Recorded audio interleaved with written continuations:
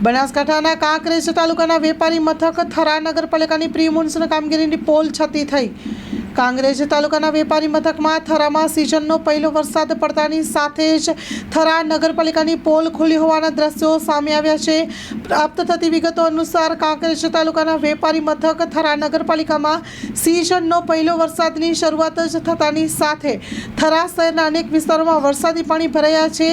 Amidhara shopping ચૂના ભંડારની બાજુમાં કચરાના મોટા ઢગલા જોવા મળ્યા છે। ગટરો ઉભરાતી નજરે પડે છે। થરા શહેરના જાહેર માર્ગો ઉપર માર્કેટયાર્ડ તળાવો બન્યા છે। મુસાફરોને અવરજવર કરવામાં ભારે હાલાકીનો સામનો કરવો પડે છે। તો થરા યુજીવીસીએલ તંત્રની ઘોર બેદરકારી પણ સામે આવી છે અને આવા દ્રશ્યો જોવા મળતા છે ત્યારે હાલ તંત્રની લાપરવાહી દેખાઈ રહી છે તેવું નરી આંખે નજરે પડે છે।